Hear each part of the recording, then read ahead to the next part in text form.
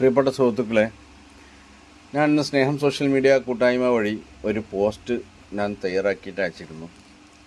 അതിൽ ഞാൻ വളരെ കൃത്യമായിട്ട് ചില കാര്യങ്ങൾ പറഞ്ഞിട്ടുണ്ട്. അതിൽ പറഞ്ഞത് നമ്മുടെ ഇപ്പോഴത്തെ മുഖ്യമന്ത്രി പ്രതിപക്ഷ നേതാവായിരിക്കുന്ന സമയത്ത് വി.ഡി. സതീശൻ സർ പറഞ്ഞത്, നമ്മുടെ കുട്ടികൾക്ക്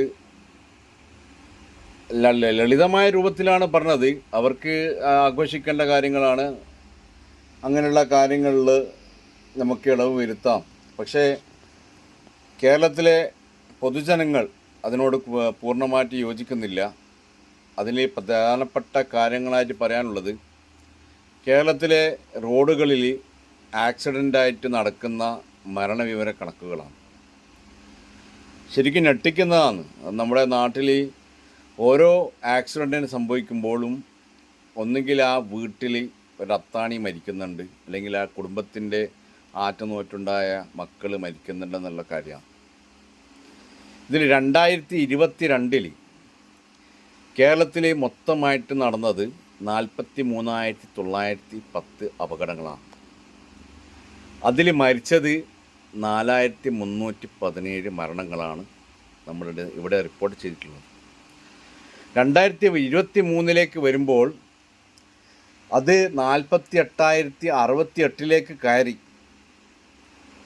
അന്ന് മരണപ്പെട്ടത് 4,084 ആൾക്കാരാണ്. അത് 2024 വരുമ്പോൾ 48,384 ആൾക്കാർ മരിച്ചു.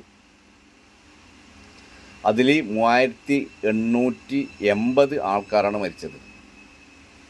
സുഹൃത്തുക്കളെ, ഇതിൽ ഞാൻ വളരെ വ്യക്തമായിട്ട് പറയാനുള്ള കാരണം, നമുക്ക് ചില കാര്യങ്ങൾ, അത് മുഖ്യമന്ത്രി ആയിക്കോട്ടെ, പ്രതിപക്ഷ നേതാവായിക്കോട്ടെ, കേരളത്തിലെ എല്ലാ ജനപ്രതിനിധികളായിക്കോട്ടെ, പൊതുജനങ്ങളെ കൂടി ഉൾപ്പെടുത്തിയിട്ട് വേണം ഇങ്ങനെയുള്ള കാര്യങ്ങൾ ലളിതമായി പറയാനുള്ള കാര്യങ്ങളല്ലാതെ. കാരണം കേരള പോലീസിൻ്റെയും അതുപോലെ സ്റ്റാറ്റിസ്റ്റിക്സ് എക്കണോമിക്സ് വകുപ്പിൻ്റെയും കണക്ക് പ്രകാരം 60.5% ആൾക്കാരും 35 വയസ്സിൻ്റെയും 18 വയസ്സിൻ്റെയും ഇടയിലുള്ള ആൾക്കാരാണ് മരിച്ചത്. അതിലും യുവാക്കളാണ് കൂടുതലുള്ളതെന്നുള്ള കാര്യം വളരെ വേദനാജനകമായി നമുക്ക് കാണേണ്ട കാര്യമാണ്.